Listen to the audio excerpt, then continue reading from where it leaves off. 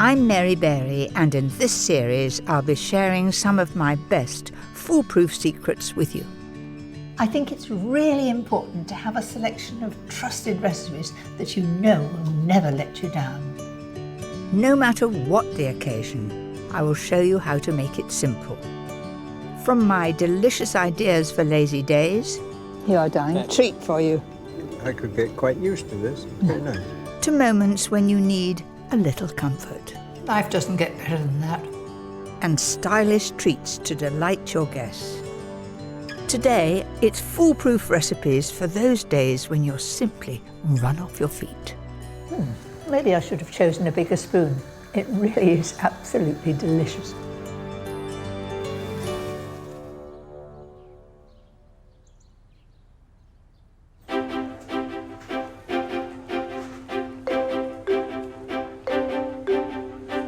I've always been a working mum, and as time goes by, I get busier and busier.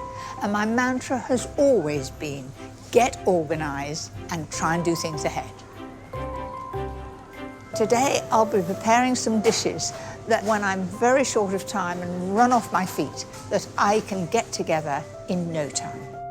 A rich and elegant one-pot wonder. My delicious fail-safe that feeds the family in minutes. A hearty favourite you can prepare ahead. And an effortless pud that is unbelievably good. But first, it's my scrumptious store cupboard standby. Chopped tomatoes are perfect for busy people. I always have them, and I buy them in sixes, and they're just there, and it gives me a great comforting feeling to know that I can knock up a quick soup or a quick sauce in no time. Something else I keep in the cupboard for times like this are sun-dried tomatoes. 6 of these and a touch of oil with some pressed garlic will give a beautifully intense flavour. Then add 3 cans of chopped tomatoes. Only at the end of the season, when tomatoes are really cheap, would I use fresh tomatoes. These are really the most useful thing to have in the cupboard.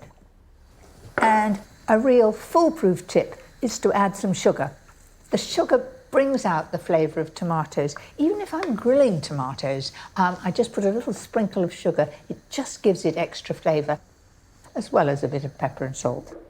And finally, I'm going to add some stock. I've got 500 ml of stock.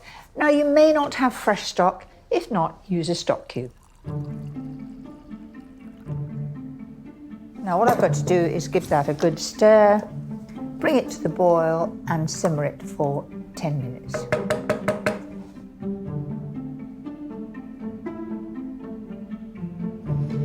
Then give it a quick blend until it's beautifully smooth.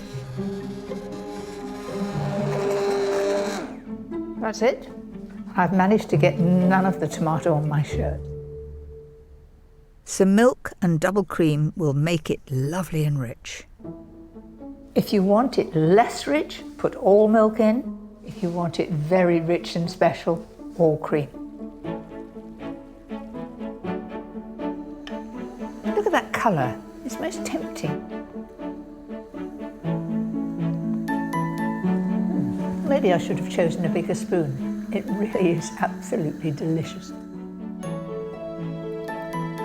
To finish, a generous swirl of fresh pesto. So there you have it, my 10-minute delicious tomato soup, all from ingredients from the store cupboard. Perfect for a busy day. That's just so quick to make. But if you have lots of hungry mouths to feed, there's another foolproof favourite that always springs to mind. I can remember, sort of back in the 60s, when pasta was something quite different. People were a little bit shy of it. You think how often we have pasta now. This, I reckon, is only going to take me 15 or 20 minutes. So let's see. To start with, I'm going to take 1 onion, which I've chopped just roughly, and I'm going to cook it with the pasta. That means you don't have an extra dish, and onion that is boiled is delicious. We always fry it, but cook it alongside pasta and it gives a really good flavour. This works for any pasta dish. Today I'm using penne. And I like it cooked al dente, so it's just got a little bite to it. That can take care of itself while I get on with the bacon. Use smoked to make it even tastier. I've left the fat on the bacon. I'm using a non-stick pan, so I don't need to add any extra oil. And I'm going to keep an eye on it. For a splash of colour, broccoli works a treat, but peas will stand out just as well. Now imagine doing this at home. You've got your pan on over there, but have eyes in your back of your head and listen to how the fat's doing, going over there just to give it a quick turn. The smell is wonderful. Now I've got this stalk, and you know, I really can't throw that away, and I'm not making soup at the moment, so I'll tell you what I'm going to do. I'm going to peel this, and then I'm going to include it. And we waste not, want not.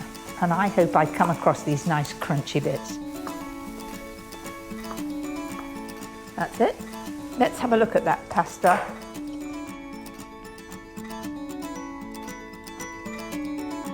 There's still a bite in it. It's still very al dente. I reckon that has just 2 minutes to go. Just enough time to cook the broccoli. All in one pan, saves on the washing up.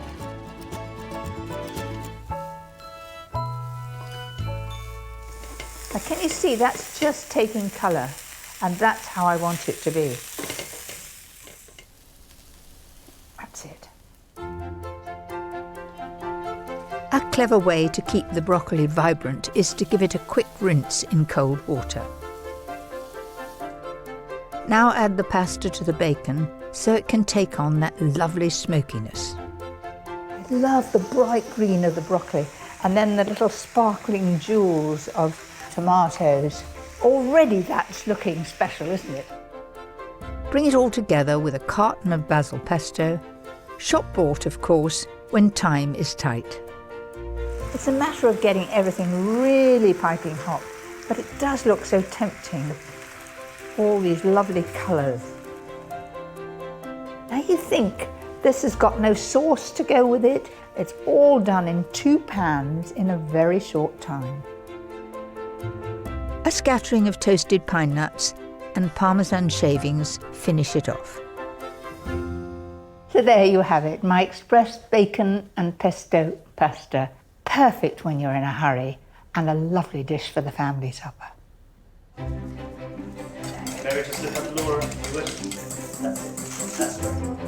I'm so grateful that my days are very busy, and they have become even more so over the last few years. So this is for Holly, happy 12th birthday, and Alice. I try to keep on top of everything, and I have my lovely assistant Lucy to help. Yeah? But when I feel the need to unwind, there's one recipe perfect for slowing things down. Now fennel, you either like it or loathe it, but I'm going to make you love it. And I'm going to cut it into small dice. If it's in too big a pieces, it won't become tender. So there it is. Some people take out that middle a bit there, but I'm not going to. I find there's no need, and it becomes a little more crunchy than the outside.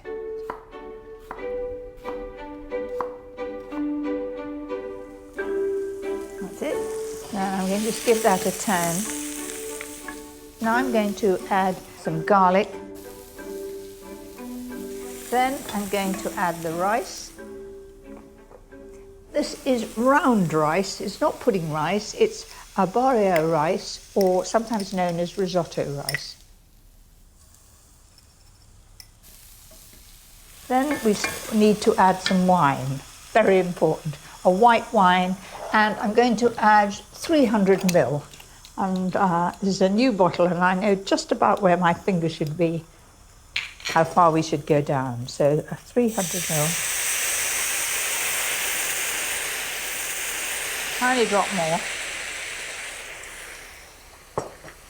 And we'll just let that absorb for a few minutes. I've got here 750 ml of fish stock. It could be vegetable stock. My foolproof tip is to make sure the stock is really hot. I'll give it a stir.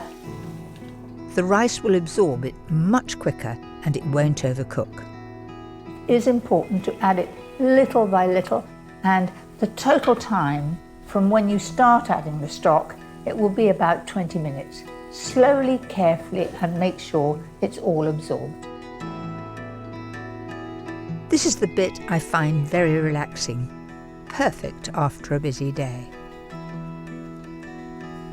Now, can you see now that's thickening up?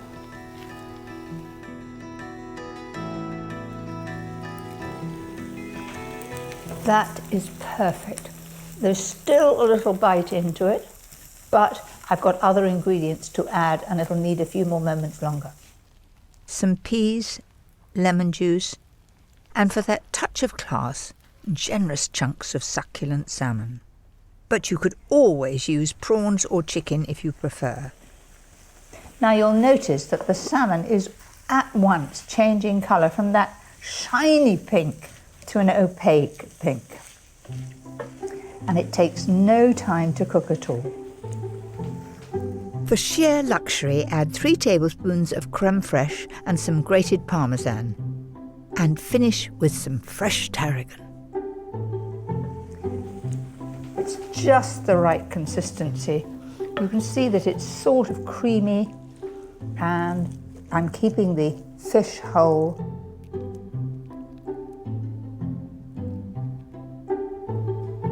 To crown the glory, a little bit of pea shoots.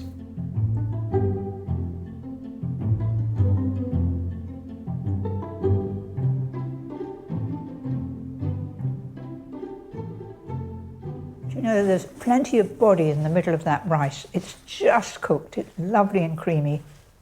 The fennel flavour's coming through, and the salmon is just perfect.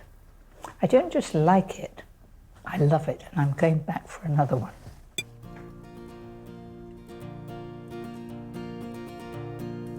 Not bad. For me, nothing beats the convenience of cooking fresh veg straight from the garden. But we don't all have the time or space to grow our own. But there is a way to get seasonal veg delivered to your doorstep, and you don't even have to write a shopping list. I've come to Coles Hill in Wiltshire to meet Sonia, who runs one of over 600 veg box schemes that are growing in popularity up and down the country. So you're growing all different vegetables. How many do you grow? Probably throughout the year about 70, and that obviously includes some fruit as well. But we need to get a range of vegetables to go in the boxes just to keep people interested throughout the year. Let's go and see what we can find then. So these are balotti beans. Do I have to feel whether the beans are inside them before I pick them? Yes. The pods look awful, but the beans inside, if you look at that, they're just like little birds' eggs. Oh, they're beautiful, aren't they? Aren't they? Mm. What do you suggest people do with them? Okay, well, obviously you've got to pod them. So you're just going to use the beans. Boil them for at least 30 minutes. And then once they're soft, I would put them into something like a nice tomato sauce with maybe some green beans as well, and some seasoning and basil and garlic. Or you could do, if you want to be really adventurous, you can make a balotti bean hummus. That's what I'm tempted. Yeah. This is certainly a fun way of getting veg you might not choose for your weekly shop. So these are all Romanesco. It's a cross between 2 different vegetables, isn't it? That's right. It's a cross between broccoli and cauliflower. And in fact, it translates as Italian cauliflower. That is sheer beauty, Isn't it? It's Yeah. like a little mountain of cauliflower, isn't it? Yeah. So what do you like to do with it? Well, you can roast it whole. It really brings out the flavour. It's a beautiful nutty flavour with some spices and things. So there you go. Look at that. Within minutes of being picked, today's selection is being boxed. I've got some nice romaine lettuce So they'll be having Caesar salad, I'm sure. Absolutely. And as if I didn't have a busy enough life, I've now become a delivery woman. Hello? Hello. Oh, Here's your hello. veg box. Oh, excellent. So what's the best thing about the vegetable box? As a working mum, it's very easy just to feed your kids, you know, peas, carrots and broccoli because you know they're going to eat it. And having a box like this definitely makes their vegetable eating more varied. And it must save you time not having to go shopping, make those lists, find the stuff. It's one less thing to worry about, absolutely. Well, you enjoy it. Thank you very much, I will. So a delivery can certainly make your life that little bit easier. But if you're wondering what to do with all this wonderful veg, I've just the thing. Most people just do cauliflower cheese, but I'm going to do roasted cauliflower. And all I'm going to do is take all the sprigs off and roast them in a little olive oil.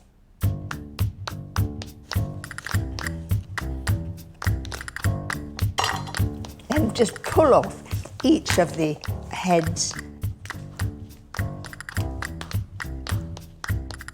They want to be sort of about that size. And if you want to split them, just take a knife like that and then pull them apart and they'll hold together like that. To get the perfect roast, coat evenly in a little olive oil.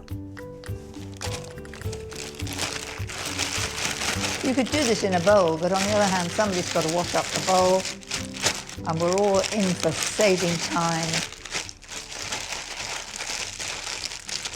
Then I'm going to put a little seasoning under the cauliflower, like that. A little bit of seasoning on top. And it's nice to use sea salt because you get a bit of crunch.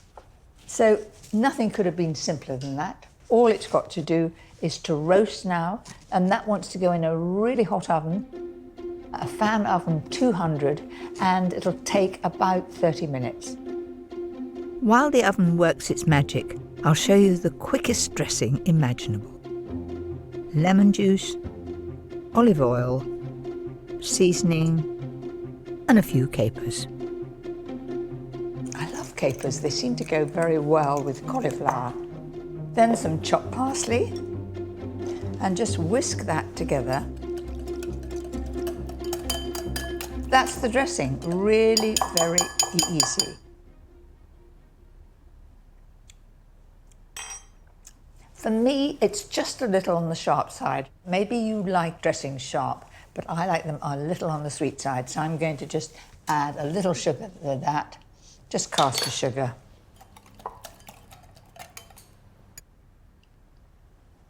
That's more my style, a little less sharp. Cauliflower's going to be ready.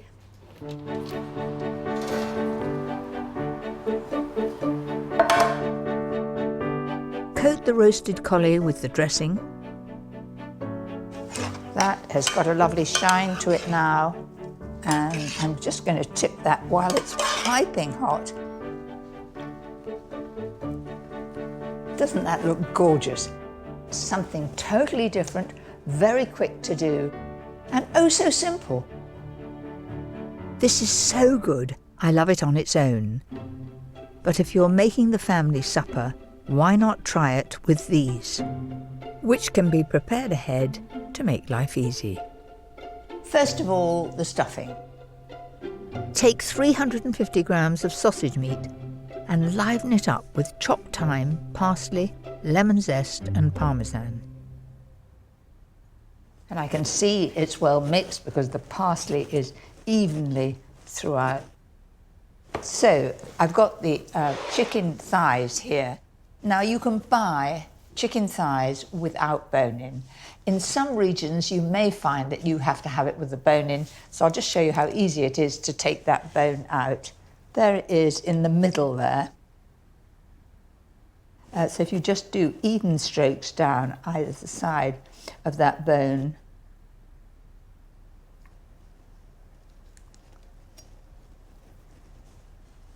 Once you've got the end of it to hold, can you see the weight of the chicken brings it down, and then it just comes off quite easily at the end, like that. Right, now to the actual stuffing. Simply cut it like a cake for perfect portions. And I'm going to roll each one into a sausage shape, and think about it, it wants to be the same length as the chicken thigh. Just a little bit of seasoning. Then we put our little sausage in the middle. That's it. Roll those round like that. They want to feel rustic, so don't worry if the sausage meat peeks out at the ends. Now we need to put bacon around the outside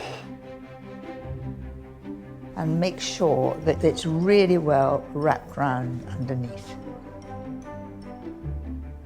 That's it, and that is going to hold it together. My tip for a beautiful glaze is to drizzle some honey before they go into the oven. I've set it at 200 degrees fan, and it will take about 25-30 minutes. What could be easier or quicker?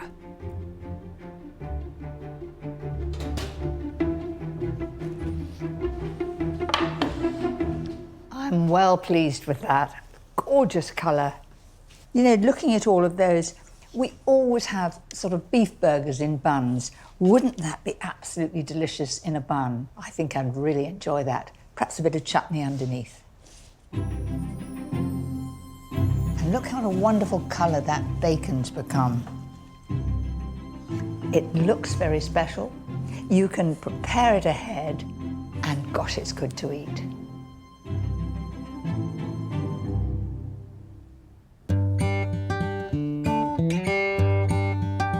Despite life's demands, I always try and make time for my friends. And I've been playing tennis with the girls every week for over 20 years. Yours, she said. This really helps take my mind off my busy schedule.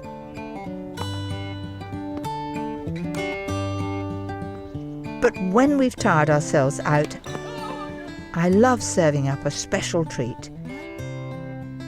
And this is the quickest little pud you can imagine. On a very busy day, you may think no time to make a pudding or indeed a biscuit, but I'm going to show you a pud that's so delicious, so quick to make, and absolutely foolproof. For this guilty pleasure, you'll need to dissolve 100 grams of caster sugar in 600 ml of double cream. Yes, double cream. It's a luxury pud, this. Now for the fruity bit. The juice of a lime and 5 passion fruit. Use a lemon if you prefer. You know, passion fruit is something that's become more and more popular as the years go by. To begin with, I was very shy of it, but I absolutely love it now. Whiz that for a few seconds. Here we go. It will crush the seeds and give a gorgeously intense flavour. And then with a spoon, just push it through. It goes through like lightning.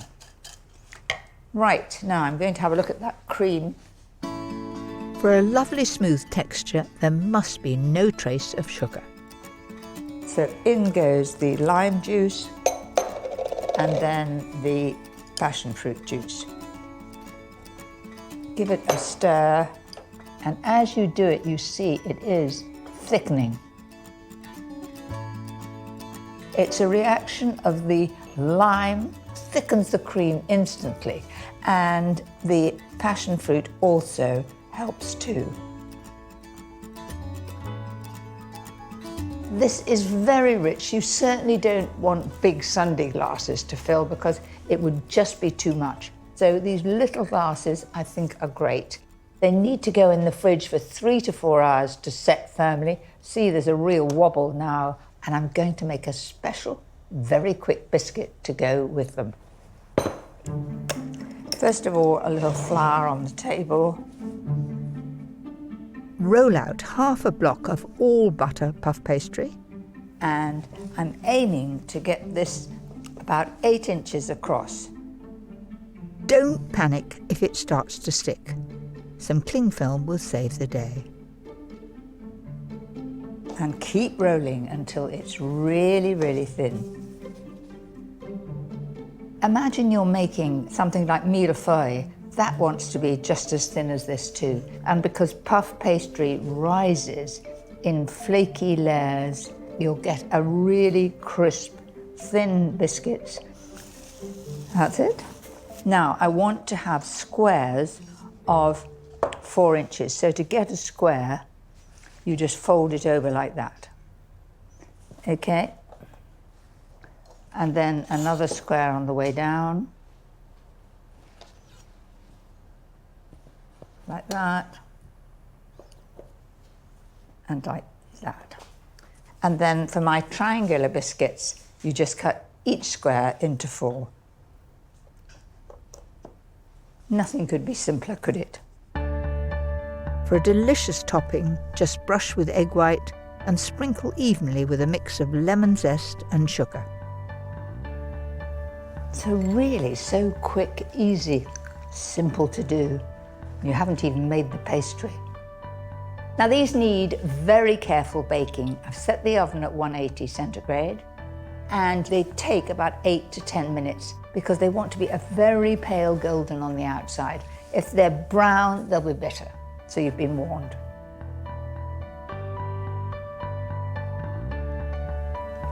Very steady hand. And they've set.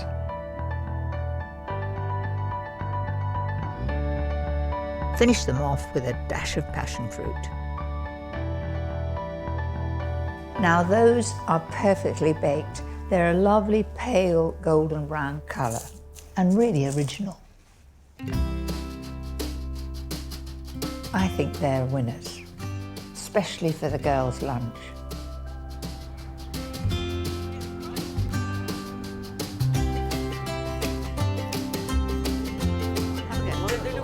They do look pretty. Yummy, as my grandchildren would say. They're absolutely glorious. To the winner. Cheers. To the winner.